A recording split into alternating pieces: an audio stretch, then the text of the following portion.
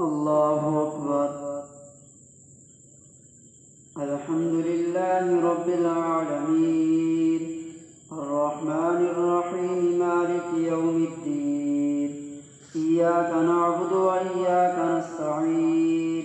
اهدنا الصراط المستقيم صراط الذين أنعمت عليهم غير المغضوب عليهم ولا الضالين. فما لكم في المنافقين فئتين والله أركسهم بما كسبوا أتريدون أن تهدوا من أضل الله ومن يضلل الله فلن تجد له سبيلا. ودوا لو تكفرون كما كفروا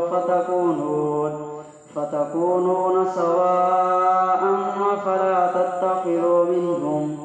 فلا تتخذوا منهم أولياء حتى يهاجروا في سبيل الله فإن تولوا فخذوهم وقتلوهم حيث وجدتموهم ولا تتخذوا منهم وليا ولا نصيرا إلا الذين يصلون إلى قوم بينكم وبينهم ميثاق أو جاءوكم حسرت صدورهم أن يقاتلوكم أو يقاتلوا قومهم ولو شاء الله لسلطهم عليكم فلقاتلوكم فإن اعتزلوكم فلم يقاتلوكم وألقوا إليكم السلام فما جعل الله لكم عليهم سبيلا. ستجدون آخرين يريدون أن يأمنوكم ويأمنوا قومهم كلما ردوا إلى الفتنة أركسوا فيها فإن لم يعتزلوكم ويلقوا إليكم السلام ويكفوا أيديهم فخذوهم وقتلوهم حيث ثقفتموهم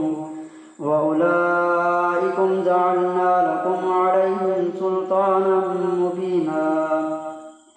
وما كان لمؤمن أن يقتل مؤمنا إلا خطأ ومن قتل مؤمنا خطأ فتحرير رقبة مؤمنة ودية مسلمة إلى أهله إلا أن يصدقوا فإن كان من قوم عدو لكم وهو مؤمن فتحرير رقبة مؤمنة وإن كان من قوم بينكم وبينهم ميثاق فدية مسلمة إلى أهله وتحرير رقبة مؤمنة فمن لم يجد فصيام شهرين متتابعين توبة من الله وكان الله عليما حكيما. ومن يقتل مؤمنا متعمدا فجزاؤه جهنم خالدا فيها وغضب الله عليه ولعنه وأعد له عذابا عظيما. يا أيها الذين آمنوا إذا ضربتم في سبيل الله فتبينوا ولا تقولوا لمن ألقى إليكم السلام لست مؤمنا تبتغون عرض الحياة الدنيا فعند الله مغانم كثيرة كذلك كنتم من قبل فمن الله عليكم فتبينوا إن الله كان بما تعملون خبيرا. لا يستوي القاعدون من المؤمنين غير أولي الضرر والمجاهدون في سبيل الله بأموالهم وأنفسهم فضل الله المجاهدين بأموالهم وأنفسهم على القاعدين درجة وكلا وعد الله الحسنى وفضل الله المجاهدين بأموالهم وأنفسهم على القاعدين درجة وكلا وعد الله الحسنى وفضل الله المجاهدين على القاعدين أجرا عظيما. درجات منه ومغفرة ورحمة وكان الله غفورا رحيما إن الذين توفاهم الملائكة ظالمي أنفسهم قالوا فيم كنتم قالوا كنا مستضعفين في الأرض قالوا ألم تكن أرض الله واسعة فتهاجروا فيها فأولئك مأواهم جهنم وساءت مصيرا إلا المستضعفين من الرجال والنساء والولدان لا يستطيعون حيلة ولا يهتدون سبيلا فأولئك عسى الله أن يعفو عنهم وكان الله عفوا غفورا ومن يهاجر في سبيل الله يجد في الأرض مراغما كثيرا وسعة ومن يخرج من بيته مهاجرا إلى الله ورسوله ثم يدركه الموت فقد وقع أجره على الله وكان الله غفورا رحيما وإذا ضربتم في الأرض فليس عليكم جناح أن تقصروا من الصلاة إن خفتم ألا تقسطوا في اليتامى فانكحوا وإذا ضربتم في الأرض فليس عليكم جناح أن تقصروا من الصلاة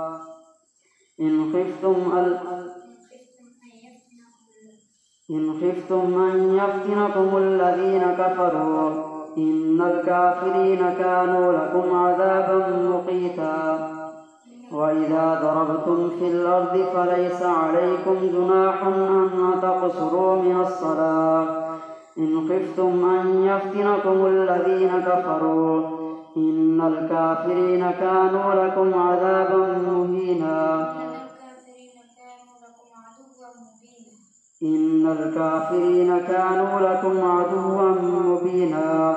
وإذا كنت فيهم فأقمت لهم الصلاة فلتقم طائفة منهم معك وليأخذوا أسلحتهم فإذا سجدوا فليكونوا من ورائكم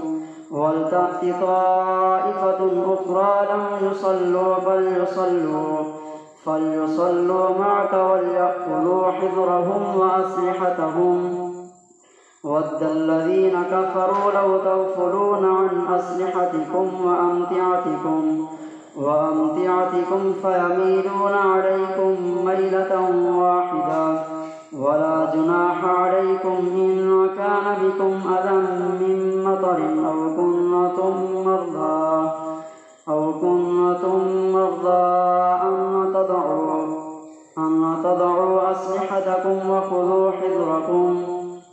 إن الله أعد للكافرين عذابا مهينا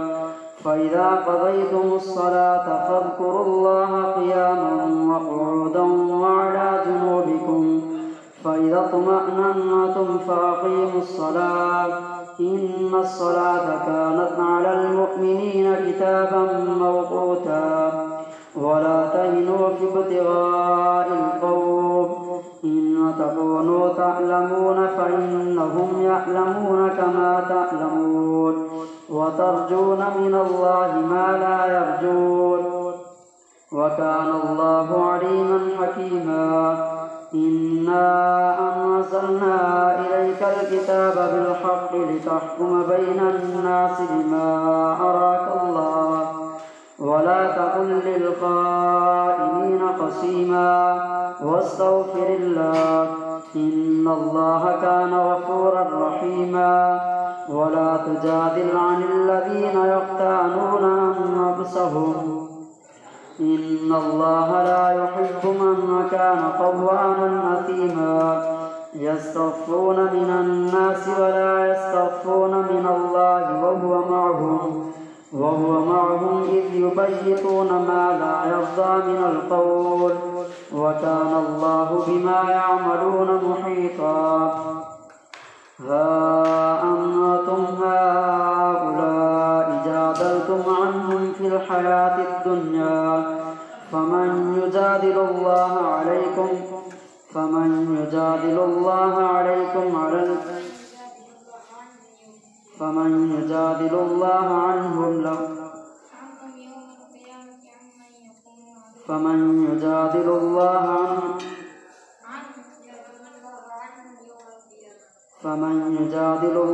عنهم يوم القيامة أم من يكون عليهم وكيلا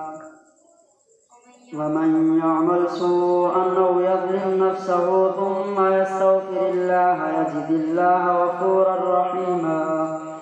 ومن يكسب إثما فإنما يكسبه على نفسه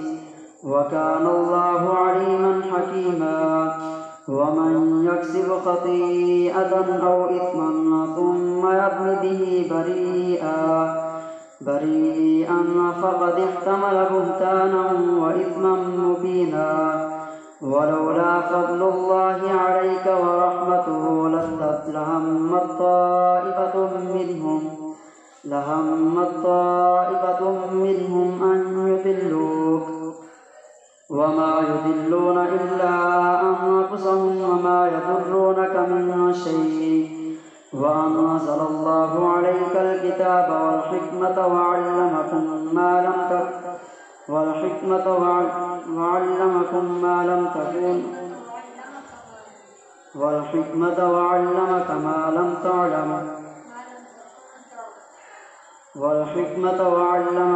لم تكن تعلم وكان فضل الله عليك عظيما لا خير في كثير من نجواهم إلا من أمر بصدقة أو معروف أو إصلاح بين الناس ومن يفعل ذلك ابتغاء مرضات الله فسوف نؤتيه أجرا عظيما ومن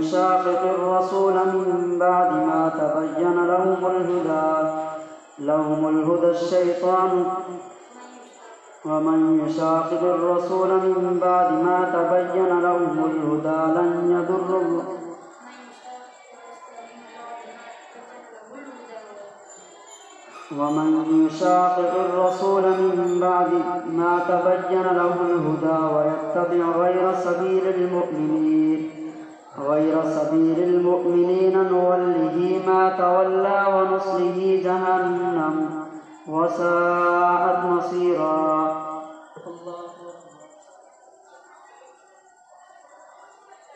سمع الله لمن حمده الله أكبر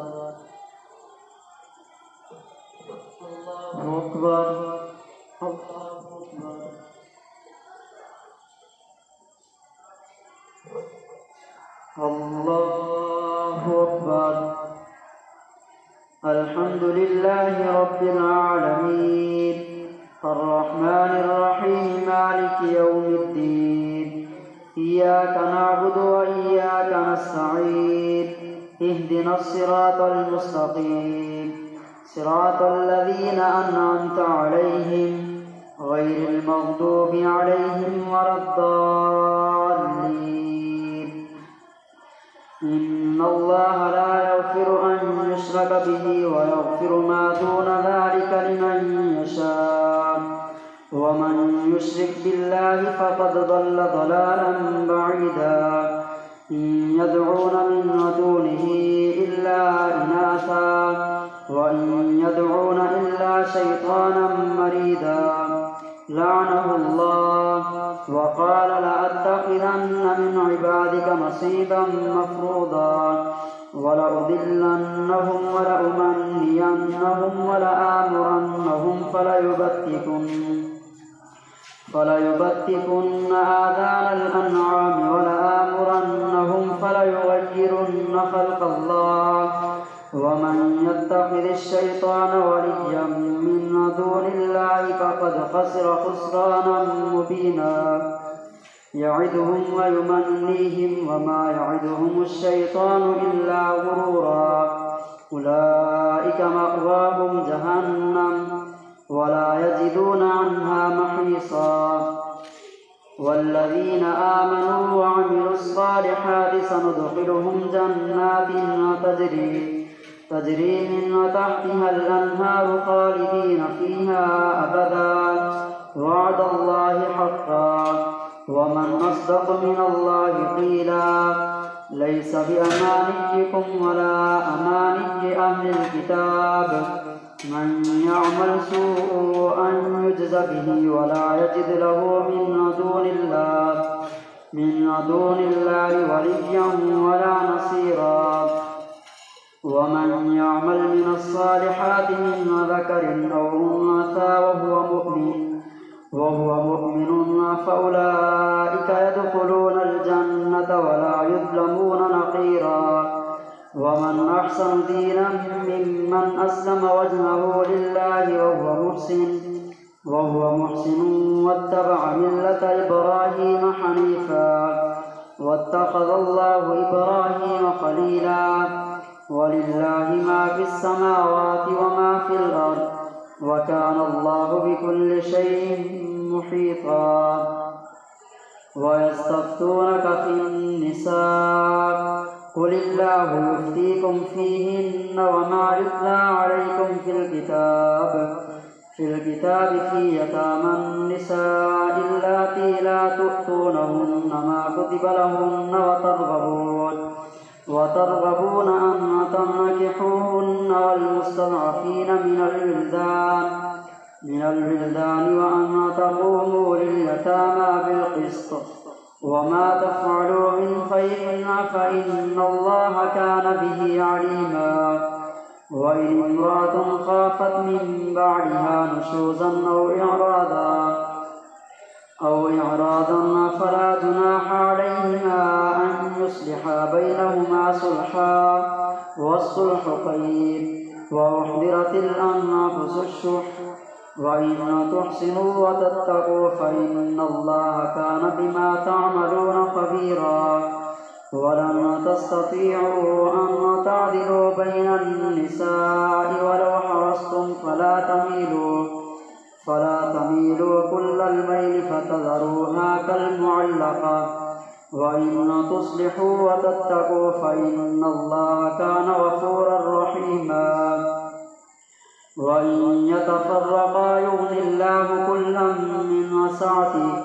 وكان الله واسعا حكيما ولله ما في السماوات وما في الأرض ولقد وصينا الذين أوتوا الكتاب من قبلكم وإياكم أن اتقوا الله وإن تكفروا فإن لله ما في السماوات وما في الأرض وكان الله غنيا حميدا ولله ما في السماوات وما في الأرض وكفى بالله وكيلا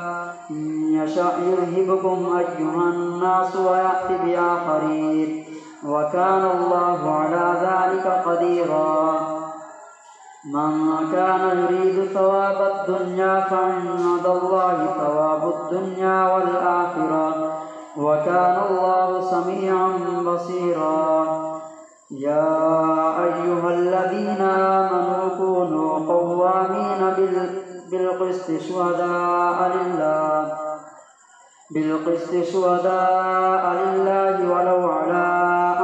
أنفسكم أو الوالدين والأقربين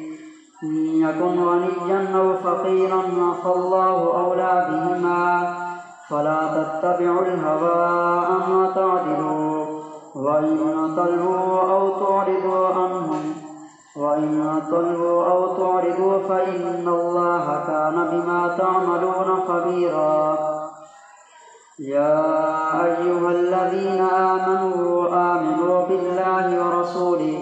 ورسوله والكتاب الذي نزل على رسوله والكتاب الذي أنزل من قبل ومن يكفر بالله وملائكته وكتبه ورسله واليوم الآخر فقد ضل ضلالا بعيدا إن الذين آمنوا ثم كفروا ثم ازدادوا كفرا لم يكن الله ليغفر لهم ولا ليهديهم سبيلا بشر المنافقين بأن لهم عذابا أليما الذين يتخذون الكافرين أولياء من دون المؤمنين أيبتغون عندهم العزة فإن العزة لله جميعا وقد نزل عليكم في الكتاب أن إذا سمعتم آيات الله يكفر بها ويستهزأ بها فلا تقعدوا معهم حتى يخوضوا في حديث غيره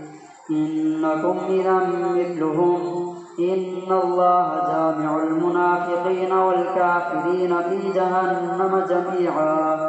الذين يتربصون بكم فإن كان لكم فتح من الله قالوا ألم نكن معكم وإن كان للكافرين نصيب قالوا ألم نستحوذ عليكم ونمنعكم من المؤمنين فالله يحكم بينكم يوم القيامة ولن يجعل الله للكافرين على المؤمنين سبيلا إن المنافقين يخادعون الله وهو خادعهم وإذا قاموا إلى الصلاة قاموا كسالى يراءون الناس ولا يذكرون الله إلا قليلا مذبذبين بين ذلك لا إله هؤلاء ولا إله هؤلاء ومن يضلل الله فلن تجد له سبيلا يا أيها الذين آمنوا لا تتخذوا الكافرين أولياء من دون المؤمنين أتريدون أن تجعلوا لله عليكم سلطانا مبينا إن المنافقين في الدرك الأسفل من النار ولن تجد لهم نصيرا إلا الذين تابوا وأصلحوا واعتصموا بالله وأخلصوا دينهم لله فأولئك مع المؤمنين وسوف يؤتي الله المؤمنين أجرا عظيما ما يفعل الله بعذابكم إن شكرتم وآمنتم وكان الله شاكرا عليما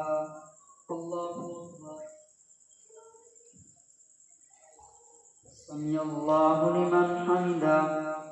الله أكبر الله أكبر الله أكبر الله أكبر